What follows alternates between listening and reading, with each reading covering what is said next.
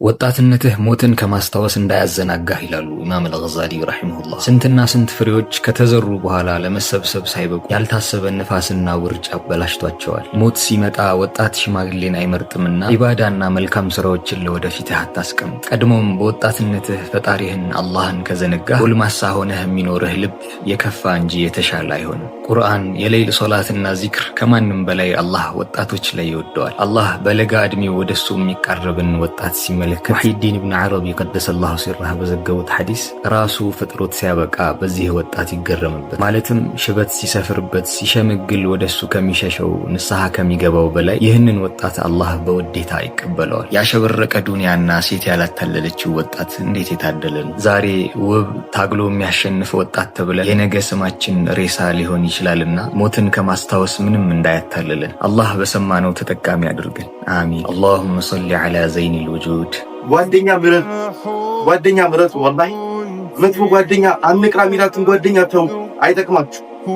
ጀነት ውስጥ እኮ አሉ ረሱል ዐለይሂ ሰላም ይህ ጓደኛ ዱንያ ውስጥ ከኛ ጋር ነበረ፣ ያ አላህ ይህ ጓደኛ ከኛ ጋር እንዲሆን እንፈልጋለን ይላሉ ጓደኞች።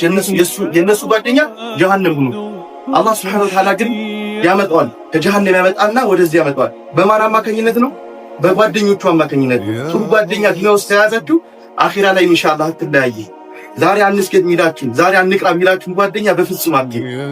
ሊያገቡ ጥቂት ወራት ሲቀራቸው ጂም የሚጀምሩ ወንዶች ወላሂ ያስቁኛል። እንደ ረመዳን ሾርባ ስትፈትግ ለመኖር ነው ወይ የምታገባት? ቀድሞውኑ ልፍስፍስ መሆኑ ለምን አስፈለገ? ደግሞ የፊክር ሰውና ዛኪር ዘውቅ ላይ አይታማም አሉ። ከፈለገ በያህዩ ያቀዩም ዳዒም የማይበርድ ኤርታሌ የሚያስንቅ እሳተ ገሞራ እኮ መሆን ይቻላል። ወንድሜ በዋናነት መዘጋጀት ያለብህ የአንዲት ነፍስ የበላይ ጠባቂ ልሆን ነው ብለህ ነው። ትከሻህን ብቻ ሳይሆን ልብህን በማስፋት ሚስትህ ለአንተ መስካሪ እንጂ በአንተ መስካሪ አታድርጋት። አንድ ደቂቃ በማይሞላ ኸይር ስራ ከመተኛታችሁ በፊት ወንጀላችሁን አስምሩ። ነቢያችን አለይሂ ሰላቱ ወሰላም እንዲህ ይላሉ በሐዲታቸው፣ አንዳችሁ ወደሚተኛበት ቦታ የተጠጋ እንደሆነ ወደዛ የመጣ እንደሆነ ከዛ በኋላ ይህንን ዚክር ያለ እንደሆነ አሉ ላኢላሃ ኢለላሁ ወሕደሁ ላ ሸሪከ ለህ ለሁል ሙልኩ ወለሁል ሐምዱ ወሁወ ዐላ ኩሊ ሸይኢን ቀዲር ላ ሐውለ ወላ ቁወተ ኢላ ቢላህ ሱብሓነላህ ወልሐምዱሊላህ ወላ ኢላሃ ኢለላህ ወላሁ አክበር ይህንን ያለ እንደሆነ ጉፊረት ለሁ ዙኑቡህ ወንጀሉ ይማርለታል አሉ። ወኢን ካነት ሚስለ ዘበዲል ባሕር ልክ የባህር አረፋ ያክል እንኳን የበዛ ቢሆን አላህ ሱብሓነሁ ወተዓላ ወንጀሉን ይምርለታል አሉ። ወንጀላችሁን አስምራችሁ እንድትተኙ ያ አላህ እኔና መሐመድን ብቻ ማረን፣ እነዚህ እዚያ አጠገብ ያሉት እንዳትምራል። ነቢዩ ዓለይሂ ሰላቱ ወሰላም በአንድ ወቅት መስጂድ ቁጭ ባሉበት ከባልደረቦቻቸው ጋር አንድ ከገጠር የመጣ አዕራቢ ወይ ደግሞ ገጠር ውስጥ ይኖር የነበረ ሰው ማለት ነው መጥቶ መስጂድ አካባቢ እሳቸው ባሉበት እሳቸውን ያው ለመዘየር ከእሳቸው ለማማማር ነውና ምንም አያውቅም። ይሄ ሰው ሽንቱ ያዘው ተነሳና ይሄ ሰውዬ ሽንቱ ሲይዘው መስጂድ ላይ መስጂድ በረንዳ ላይ ወር እንደዚህ ለቀቀውና ሱሐቦቹ እየሮጡ ምናምን ሄደው አቁማተ ምናምን ጮሁበት። ነብዩ አለይሂ ሰላም ደዑሁ አሉ ተው ይጨርሳል ይጨርስ አሉ። ኦኬ ዱዓት ዑለማ ኡስታዞች የጀማዓ ሰዎች ዳዕዋ የምናደርጉ ወንድሞች ምናምን ይሄን በደንብ ማጤና ሃርሽነስ ሪሊ ዳዕዋ ነው ወይ ኮስታራነት ሪሊ ዳዕዋ ነው የሚለው ወይ ኦፍ ኮርስ የሚያስፈልግበት ሁኔታ ይኖራል፣ ግን እንደዛው ማለት ነው። ነብዩ አለይሂ ሰላቱ ሰላም ናላቸው ሂዱና በባልዲ ውሃ አምጡዋ ድፉበት ጠዋራ ይሆናል ማለት ነው። ሲምፕል።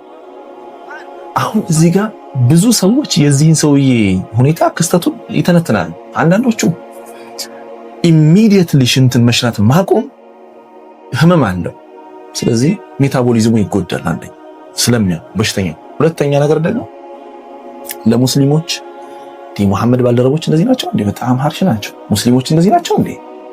የሆነ ፕሮብለም ተፈጥሮ ሙስሊም ያልሆኑ ሰዎች ሮጠው መስጂድ ውስጥ ቢገቡና መስጂድ ውስጥ ከመስጂድ ውጡ እናንተ ይሄ መስጂድ ነው ሲባል አስቡት ምን ያህል ሀርሽ ነው። ሙስሊሞች እኛ አማን ነው የምንሰጠውና ማለት ነው አማን ሴኩሪቲ ነው የምንሰጠው። ሰዎች ሲጨንቃቸው አረኑ ነው የምንለው፣ ሲርባቸው ኑ ብሉ ነው የምንለው እንጂ አባራሪዎች ምናምን አይደለም።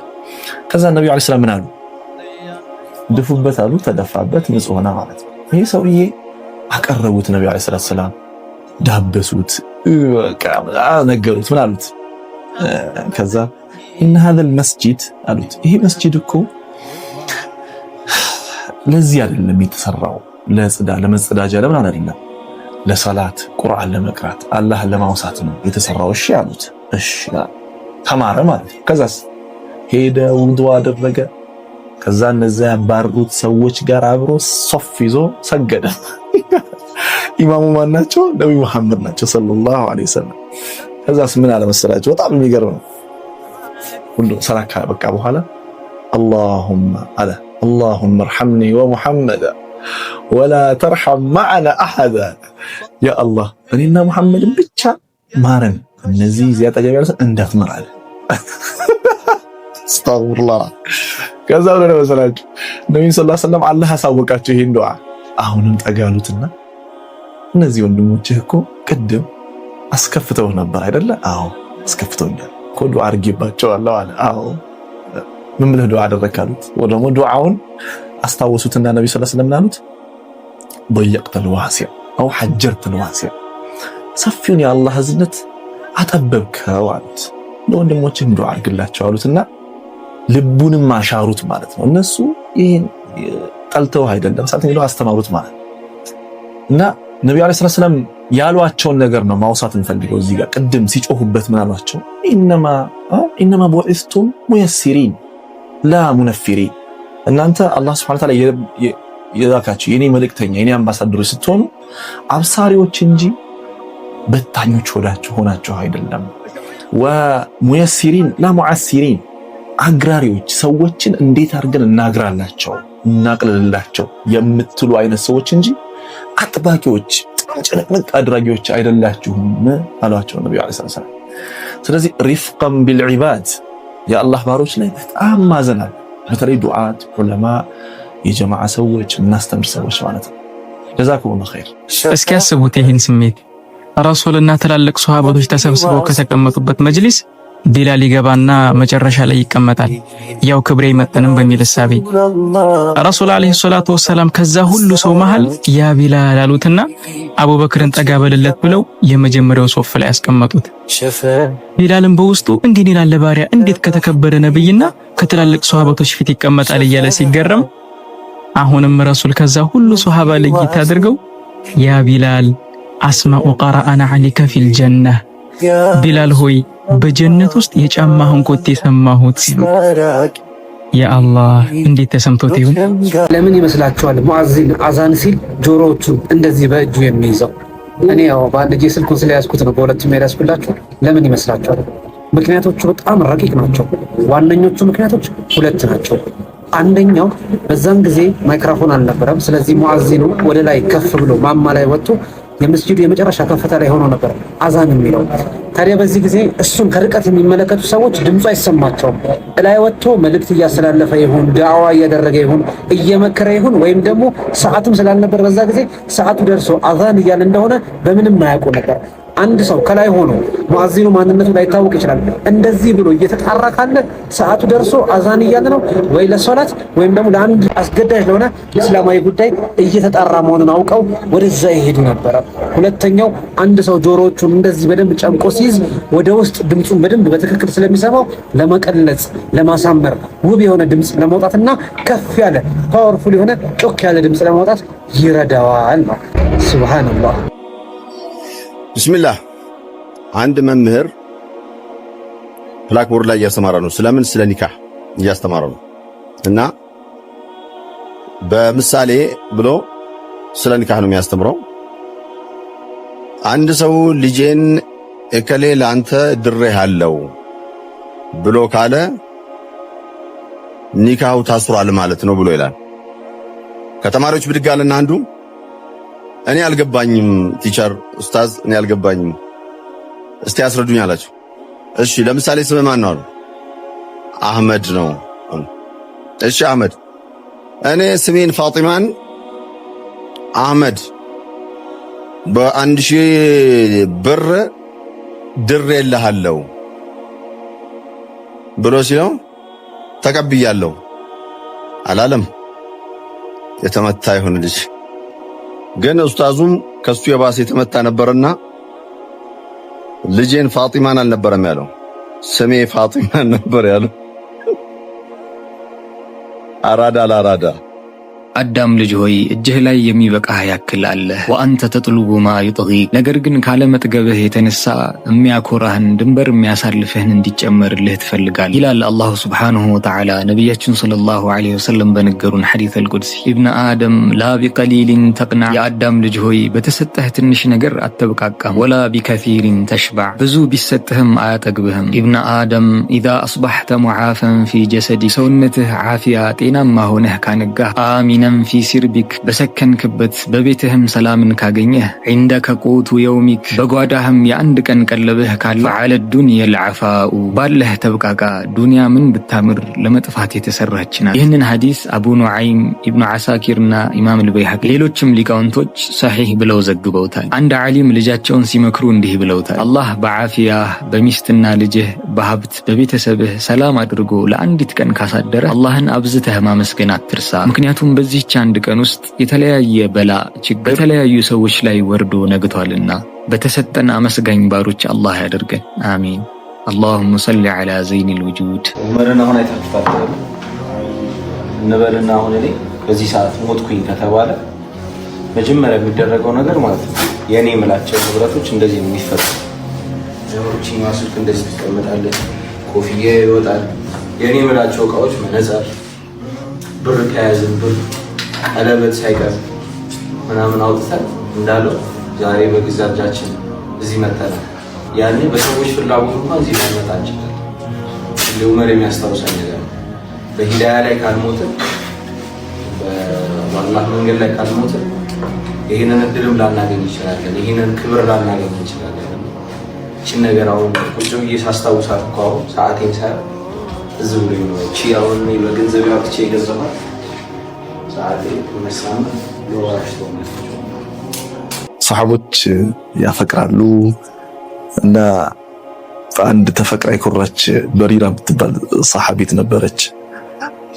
በሪራ ሙጊፍ የሚባል አክቹአሊ በባርነት ጊዜ በጣም ይወደዱ ነበርና ልክ እሷ ከሱ ቀድማ ነፃ ወጣች እና ተወጪው ማለት ነው እና በጣም ተጎዳ። መጨረሻ ላይ በቃ በጣም ስለሚወዳት መዲና ስትሪት ላይ ወይ ደግሞ እንትን ሎንግ ስትሪት ኦፍ መዲና እየተከተላት በቃ ይለምናታል እና ኮራችበት በጣም በቃ አልፈልግም ትለዋለች።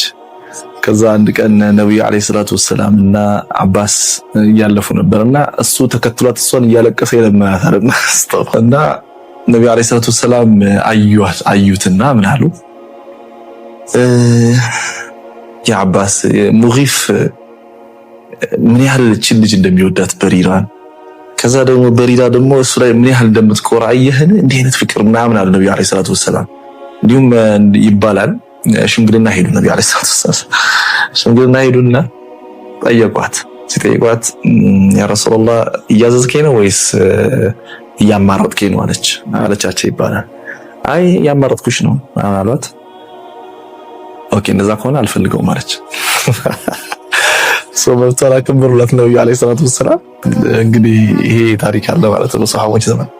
ድሮ ያጣናቸው የልብ መረጋጋቶች የሉ። አላህና ነቢይን ስንዘክር፣ ቁርአን ስንቀራ፣ ሶላት ስንሰግድ እናገኘው የነበረው የልብ ሰኪና እረፍት፣ ከዛ አላህ የሆነ ወቅት ላይ ባላወቅነው ምክንያት የነጠቀን ያጣነው የሆነ ሰላም። እንዲህ ነው ኢማም ኢብኑ ዓሳኪር ታሪካቸው ላይ ከአቢ ሱለይማን አዳራኒ ረሒመሁላህ አንስተው እንዳወሱት አላሁ ሱብሓነሁ ወተዓላ ለጅብሪል ዓለይሂ ሰላም እንዲህ ትእዛዝ ይሰጣል። አንተ ጅብሪል ሆይ የዚህን ባሪያዬን ቀልቡ ላይ ያለውን ሐላወተ ጣዓ ወልሙናጃ ለእኔ ዒባዳ ሲሰራ የሚያገኘውን ጥፍጥና እንዲሁም ዱዓ ሲያደርግ ከኔ ጋር ሲያወጋ ያለውን ሰላምና እርጋታ ከልቡ ላይ አንሳበት ይለዋል። ታዲያ ይህንን ጥፍጥና የቀማሁት ጊዜ በቁጭት ሆኖ ተዋድቆ ይህንን ሰላሙን እንድመልስለት የሚለምነኝ ከሆነ እመልስለታለሁ። የዚህን ሰላም ልክ ሳያውቅ ግን በቸልተኝነት ዝም ካለ ካልጠየቀኝ ፈላ ተሩዳሃ ዐለይሂ አበዳ፣ መቼም ቢሆን ይህንን ሰላምና መረጋጋት እንዳትመልስለት ይለዋል። የትኛውም ከአላህ ጋር ያለን ቅርበት የልብ ሰላም በምንም አይነት መልካም ስራ ውስጥ የምናገኘው ሊሆን ይችላል። ሰዎችን በማስደሰት ውስጥ፣ በሌይል ሶላት፣ በሶላት ዐለ ነቢይ፣ በሶደቃ በብዙ አይነት ውስጥ ሊሆን ይችላል። በዛ የምናገኘውን ጥፍጥና ያጣን ጊዜ ወዲያውኑ ወደ አላህ እንመለስ፣ ልባችንን እንፈትሸው ይላሉ። የሰራነው ትንሽም ይሁን ትልቅ ወንጀል ካለ ራሳችንን እንመርምር። ያስከፋነውም ሰው ካለ እንደዛው አላህንም ወደ ነበርንበት ጥሩ ሐለት እንዲመልሰን እንለምነው። ካልሆነ ልባችን ሸፍቶ ይቀራል። የድሮ ማንነታችንን እየናፈቅን አሁን የምንኖረው ደስተኛ ህይወት አይኖረንም።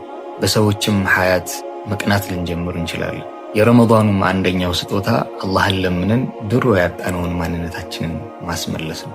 اللهم صل على زين الوجود ለዚህ ማለት ነው አንድ ሰው ምላሱን ሊጠብቅ የሚችለው ስለ ሰው ማውራት ነው መጀመሪያ በራሱ መሽጉል ሲሆን ነው ማለት ነው። ኢማኑ ባለው ልክ በራሱ ምን ይሆናል? መሽጉል ይሆናል። በሌላው መሽጉል አይሆንም ማለት ነው።